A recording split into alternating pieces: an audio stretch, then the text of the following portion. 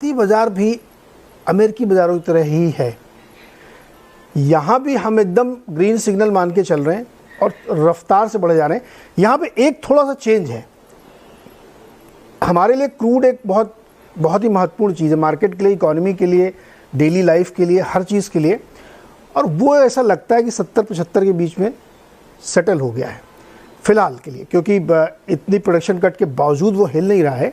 वो उसको मैं डिटेल में एक्सप्लेन करूंगा कि वो क्यों नहीं हिल रहा होगा, लेकिन ये एक बहुत ही बड़ा मतलब ट्रिगर है भारतीय बाज़ारों को आगे ले जाने के लिए।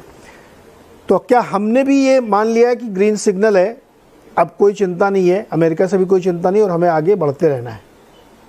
पंकज जी। नीरज जी नमस्कार।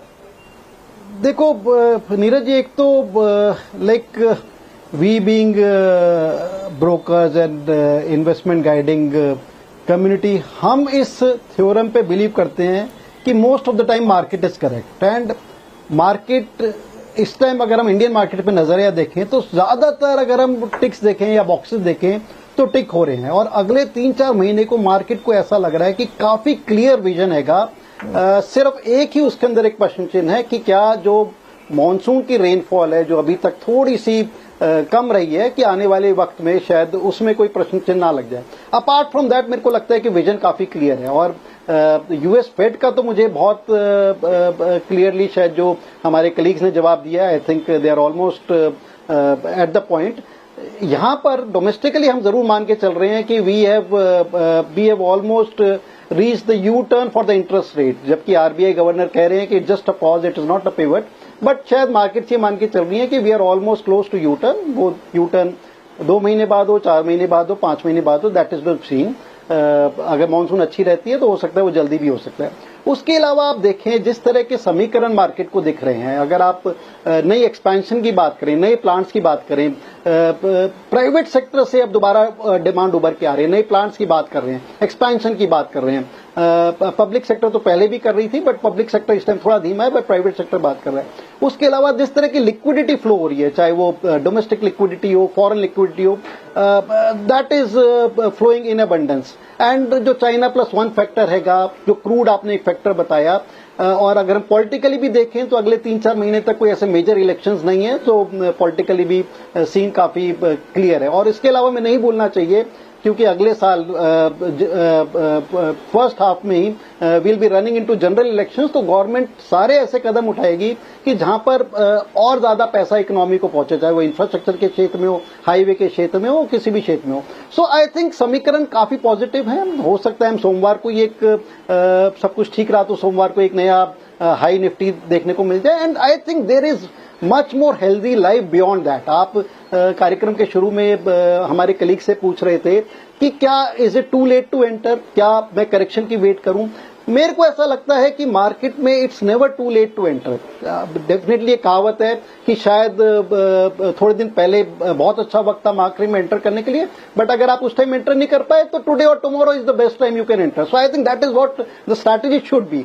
इसमें सिर्फ एक चीज मैं एस्ट के साथ कहना चाहूंगा, what we have observed and what we have been guiding to our investors and clients, कि जो एक रैली देखने को मिली है, जो एक अच्छा पैसा जो इसमें बना है या आने वाले वक्त में बनता दिख रहा है, that is not in the top 50, जो एक बिल्कुल लार्ज कैप टॉप 50 दिग्गज काउंटर माने जाते हैं, शायद उसमें इतनी रैली नहीं आई है।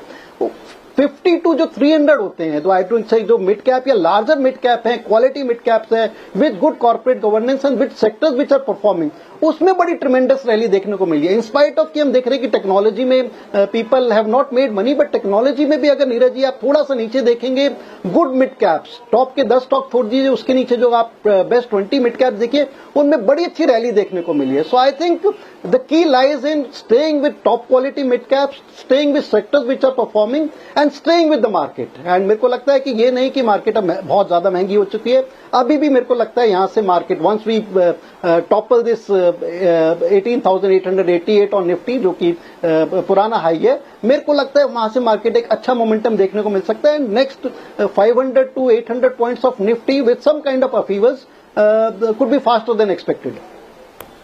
मीर सर, ये आईटी इंडस्ट्री के लिए कोई रेड सिग्नल है क्या? एक खबर आई दिन के दौरान जिसकी वजह से थोड़ा सा मूड लोगों का बिगड़ा तो कुछ लोगों ने कहा कि अरे अभी ऐसी और भी खबरें आ सकती हैं। देखिए, आईटी पे तो हमने जैसे भी पहले भी डिस्कस किया है, हमारा व्यू अंडरवेट नेगेटिव है।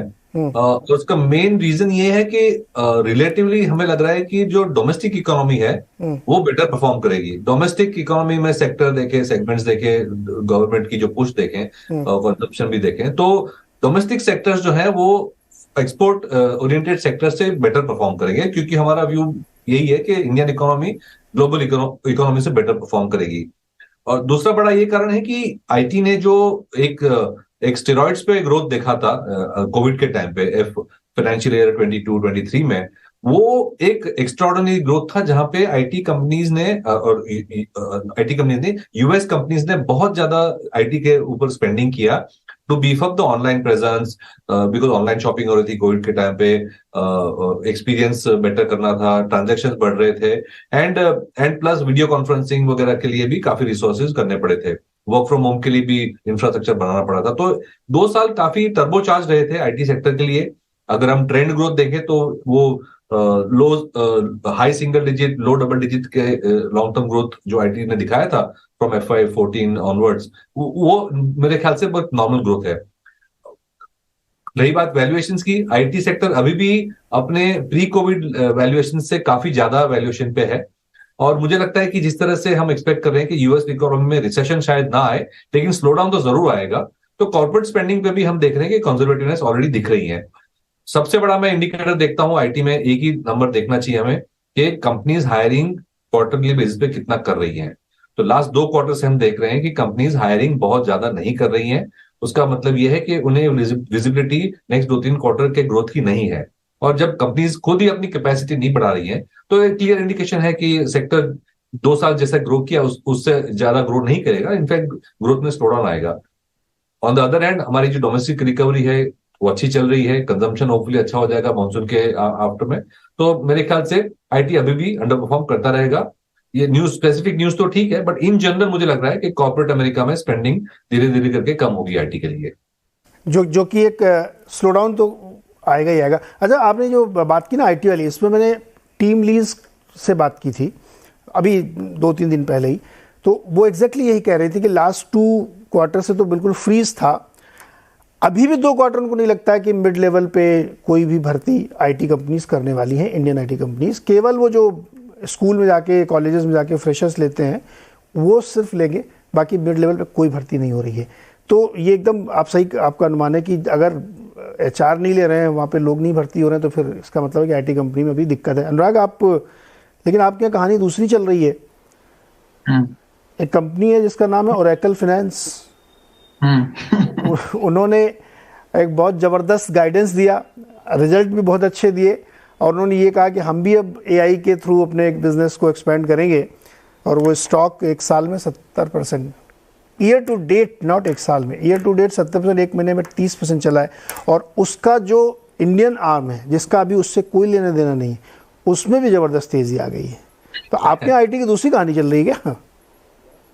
नीरज, इसमें मैंने तो ये भी सुना है, वो जो रेस्टोरेंट चेन्स होती है ना, उनके एक CEO ने रिजल्ट्स के दौरान, और I think one of these Coke, Pepsi, and one of these, I don't want to be caught on this, but one of these big chains also, वो अपने रिजल्ट्स में कह रहे थे कि हम AI का यूज कर रहे हैं कि कस्टमर्स को कैसे अच्छा सर्व कर सकें। तो मतलब एक फॉर्मूला हो गया है कि अपने रिजल्ट कमेंट्री में AI का नाम छोड़ दो तो स्टॉक प्राइस ऊपर चलता रहेगा, राइट? तो आई थिंक देखिए, तो दो चीजें करते हैं। एक तो मीर सर की बात एकदम ऑन डॉट है। I think while hiring slow down है, और यहाँ पर भी even banks and consumer companies and pharma companies and others, everybody is trying to tighten the belt. इस साल ये हो गया है जिसको बोलते हैं ना ईयर ऑफ एफिशिएंसी। फेसबुक ने आके पहली बार कहा ईयर ऑफ एफिशिएंसी। हर कोई वो एफिशिएंसी के अपनी बेल्ट टाइट कर रहा है। तो हायरिंग पर स्लो डाउन है, और आप तकरीबन देख सकते हैं कि बहुत सारे यंग बच्चों के CVs आते हैं कि एब्जॉर्प्शन नहीं हो रहा है, तो which is clearly visible Neeraj ji market में। बट एक चीज है जो कि अनप्रेडिक्टेबल है, which is now link to जो यूएस में हो रहा है, विच इज के इंडियन आईटी के लिए ये सडनली एक राइट टाइम पे एक बूम आ सकता है। There is a potential, we don't know. But अगर AI का चैलेंज जो है वो रियल है, तो वो एक सडन बूम आ सकता है फिर से इंडियन आईटी में, क्योंकि वो काम कोडिंग किससे कराएंगे? अगर एआई चलना है कामयाबी से, तो उसकी कोडिंग किसी को करनी पड़ेगी, और फिर वही इंडियन इंजीनियर्स ही उस पे कर सकते हैं काम। तो इनिशियली फॉर फर्स्ट 5, अगर ये मुझे नहीं लगता वैसे उसमें इस समय कोई दम है। आई थिंक हम फंडामेंटल से 3, 4, 7, 8 साल आगे भाग रहे हैं। So this might fizzle out even in US and then we will start back again. But जब ये स्टार्ट होगा नीरज वापस, तो उसकी कोडिंग फिर से वापस इंडियन आईटी कंपनीज को आएगी, और वो फिर 3-4 साल का बहुत अच्छा बुल फेज चलेगा। उसके बाद अल्टीमेटली इवेंचुअली वो मैन पावर को वापस हिट करना शुरू होगा फॉर इंडियन आईटी कंपनीज। तो ये नजरिया है। लेकिन अभी नीरज मैं मानता हूं कि एआई का hype it is over hype Neeraj. अब देखिए, आई मीन सिर्फ ये 10 स्टॉक्स ने मिलकर के S&P एंड नैस्डैक को कहां पे पहुंचा दिया? We are just barely below, about 10% below the all time highs, right? तो बाकी रेस्ट ऑफ द मार्केट अगर आप देखें, कोई भी सेक्टर है, सब पीछे है नीरज। दिस नोबडी एल्स, और ये लार्जली जो है अनपार्टिसिपेटेड है। अनुराग, मुझे पता नहीं कि एआई का नाम, मतलब आर्टिफिशियल इंटेलिजेंस रियल है, ये रैली रियल है, ये artificial, I don't know, but नाम लगने से पंख लग जाता है। ये तो स्टॉक मार्केट में दिख रहा है।